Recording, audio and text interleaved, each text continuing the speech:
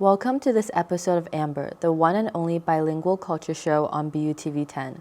I'm Helen Gui. And I'm Rosie Gu. 欢迎大家收看本期的琴瑟琥珀，我是主播古若曦，我是桂小红。Here's what we have for you today. Amber took a look at the crowd crash incident that took place on the weekend of Halloween in Itaewon, Korea. As the majority of deaths are women, we invited professors and students to discuss and criticize Eastern Asian beauty standards of being thin and small and see if there is any correlation.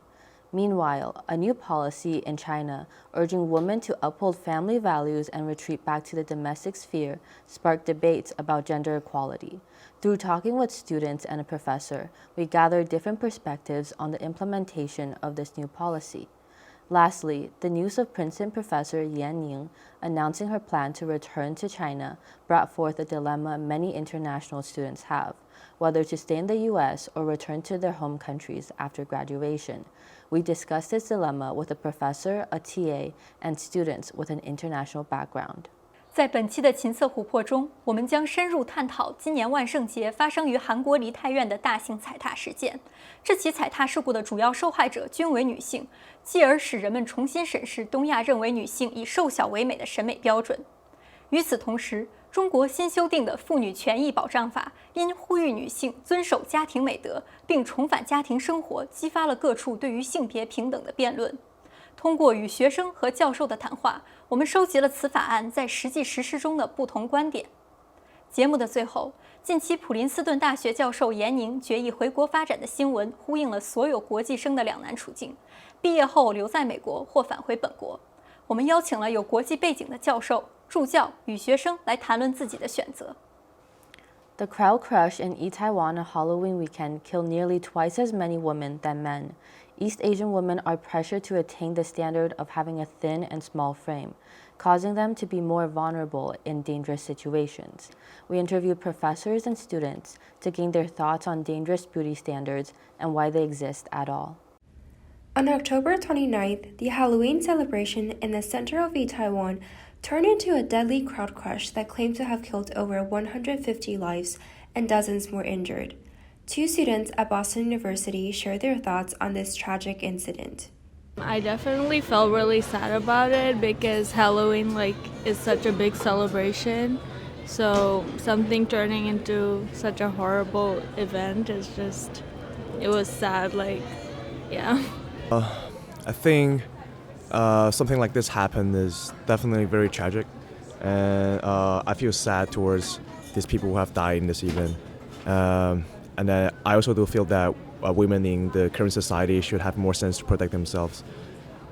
With the number of female victims doubling that of men in the Itaewon tragedy, it questions whether the Eastern Asian beauty standards of being skinny and petite make females less able to protect themselves, leading to criticism against such beauty standards. Yeah, again, I think it's definitely really interesting that people are still following such strict standards like that. I feel like America's done a better job of adjusting it to loving all bodies and praising people that way. So I think it's definitely really sad that women and girls, young girls, still feel like they have to follow that. Yeah.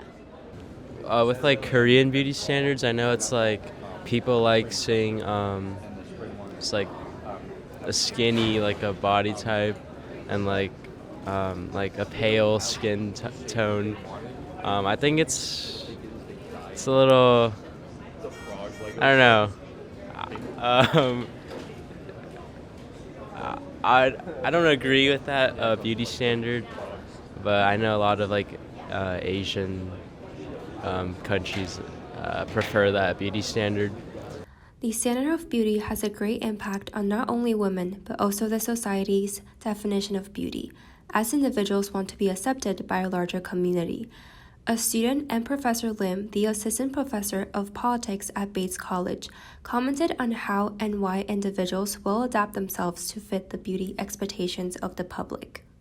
Guys and girls, I think that everyone always feels the societal implications of beauty standards and what it means to be beautiful. That being said, it can be a lot on an individual to try to meet these beauty standards. really tough because people are constantly around you comparing to other people, and you're constantly comparing yourself to some person you see on like a magazine, and that can be really tough, especially on your mental health. Women who don't fit in that stereotype are seen as, again, as ugly, but even beyond that, they're seen as incompetent oftentimes. And this is something that is also ingrained in the language, I think. So I was talking with someone on this topic not a long time ago, and a lot of the times when people tend to talk about certain qualities of people, the physical beauty is often ingrained in that language. But a lot of people that we see on media, whether it is actresses, singers, or even like newscasters, right? So people who presenting the news, people who, especially though the weather forecaster somehow in Korea has to be up to certain beauty standards. I don't think there are any male, whether like forecast people on television. It's oftentimes women, and women who are, again, like pretty skinny and everything that fits the stereotypes. Students and professors all portray their expected beauty standards of becoming more diverse in the future. I think whatever makes someone comfortable. I don't think that there's one standard that anyone should hold themselves to. I know that like whatever size you're at, if you're happy with yourself, should be the standard. Even though I am aware that a lot of these standards that are set by society are harmful for women, I think it's very hard to kind of escape from them, right? And so even if I may say that however you feel like comfortable in your skin, that's how it should be. But to this day, you know, every new year, it's like, okay, I'm going to be on a diet. As a society, we are still in the process of developing a varied standard of beauty. Although different cultures diverge in the traits they regard as attractive, health should be held as a priority before anything. Recently, China revised its women's protection law to include the phrase that women should respect family values. This change led to discussions about whether the law is asking women to leave the workplace and return to their families. We talked to a law professor and students about the underlying gender equality issue of this law. China revised the law on the protection of women's rights and interests and passed legislation on October 27th. The new Women's Rights Protection Law will take effect on January 1st, 2023. The new version aims at protecting women from gender discrimination and sexual harassment. The updated law also tells women to abide the family values.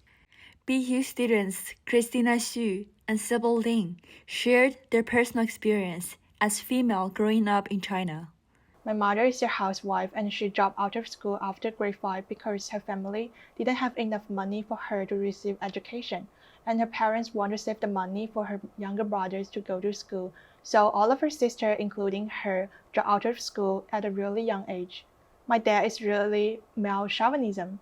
My mother does almost all of the housework. Once my mother didn't cook what my father wanted to eat in the morning. He yelled at my mom and they had a big fight. My parents always tell my sister and me that in many places the world is unfair for girls, so we should learn more and reach to a better platform to generate our power to protect ourselves. Also, my parents have very good relationship. Even though my mom became also a housewife after giving birth to me, she lives happily every day since she can do whatever she likes. She also prepares meals, does housework, and takes good care of me and my sister. However, whenever my father gets off the work and comes back to home, he will take in charge of doing housework. Professor Chang from BU defined what does it mean to protect women and why it is essential to have the law in protecting women. So equality would be treating us the same as men. Which in some circumstances might make sense, but given the history of oppression and the head start that men have in most major systems in the United States, education, banking, real estate being created by men, women have a lot of ground to catch up on, which is so obvious if you look at pay equity, if you look at our representation in the workforce and all other industries, that we're certainly not at equality. And because we're not, we need laws to help us with fairness first before we can reach equality. And the prohibition against discrimination, based on gender, that's where you see legal claims about sexual harassment, legal claims about workplace policies that have a disparate impact on women, legal claims about treating women differently than men.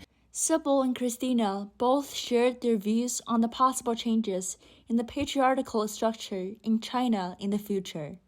I think it's possible to change people's idea about what kind of role men or women should play in a society, and also the idea about patriarchy, but it's difficult to change the system. When I was in high school, feminists are more progressive than now. They even protest on the street, but there are only a few people who really care about gender issues in real life.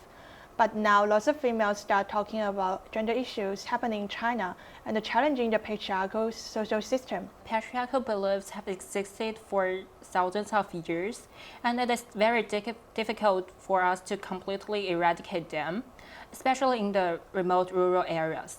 However, I still believe that we are experiencing change now. Different generations will have different understandings. As someone who is familiar with using the law to protect women in the workforce, Professor Chen gave advices to the women in China in terms of how to use the law as a tool more effectively. Changing law is wonderful, but it doesn't change minds. It takes a long time to change minds. And like in the United States, some of the stereotypes about women are deeply, deeply entrenched. And so it takes a long time to change minds. If you look at our representation in the workforce and all other industries, that we're certainly not at equality, and because we're not, we need laws to help us with fairness first before we can reach equality. I can't imagine that it would be any different for the women in China. Making progress with the law is fantastic, but it does take time to actually make progress even with the law. Even in progressive times, gender inequality lurks in every corner. We strive to do our best to ensure equality both in the workplace and within the household. Helen, are you planning on staying in the US after graduation? I'm not sure. I'm having such a hard time deciding. How about you? My current plan is probably staying here for a while, but I don't know about future though. It's hard to get a work visa in order to stay. Oh yeah, thinking about that gives me such a headache. An acclaimed molecular biology professor at Princeton University recently announced that she will be going back to China to continue her work. Both backlash and praise towards Yan Ning reminds us of the critiques that Chinese students who decide to study in the US receive. We explore different people's experiences with their dual identity through talking with students, a chemistry lecturer, and a statistics TA. Dr. Ko Yingchen and Mr. Xi Haocao shared their opinions towards the news of Dr. Ning Yan's return to China.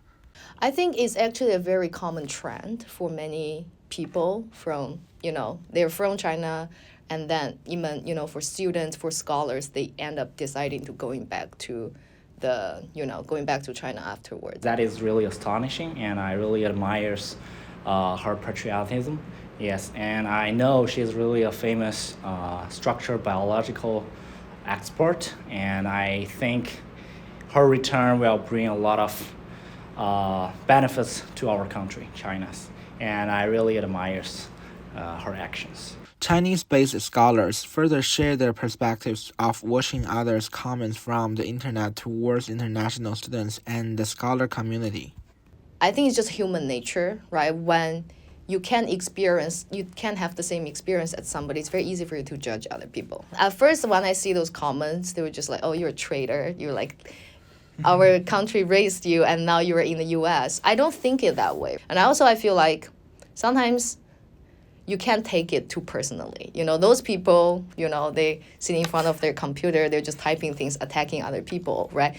They don't know where they're missing. They don't know the things we're experiencing, right? That's why they're jealous. That's why they are saying things to attack us. Yeah, I think the most common one is people are confused why an international student would go abroad still under the pandemic, especially when the situation in the United States is not that great.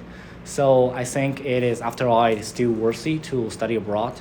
you can get a lot of opportunities here and to get a broader insight or view. So I think even though the pandemic is pretty severe here, it's still worth it.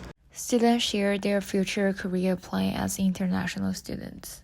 I'm a senior, so I'm about to graduate. So I'm looking for a job right now, and if I can find a good enough job, and I will stay here. And and if not, I think I'll go to grad school. So my plan is mostly to stay in America if I can, and go home if I go home is the second option. For me, I will stay in the States as long as I can, and then afterwards, after I make some accomplishments here, and then I think I'll go back to China. Yeah. Maybe I will just find a local company. Since my major is in economics, I will find just an investment company, or because the lifestyle here is quite not busy and just suitable for me, and the wage level is also moderate. Lastly, students explain their reasons for either staying in the US or returning back to China after their graduation from college. China has a lot of potential, a lot of market for young people to I would say it's a thriving market for anyone who's looking for a job, but for myself, I don't think my personality no longer fits the environment anymore, like the social and political climate. So first of all, I would say, I don't know. Now I think about it, it's more because I'm used to it. I'm used to the living in, I guess, a Western country, living to the way I interact with people. I feel more comfortable speaking both English and Chinese, communicating with people in both languages. And I think if I were to go back to China, that limits my options. I think the main reason is the wage level. And also like how much work you will do every day. Where will I be is a forever dilemma for everyone with international backgrounds. But please remember that a choice doesn't mean forever.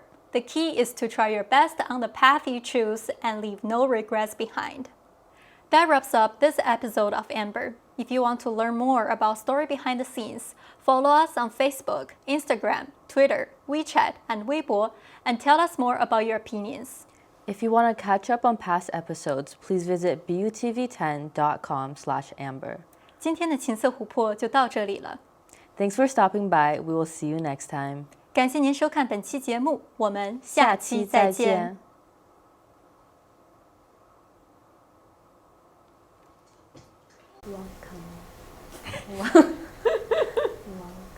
与此同时，中国新秀丁的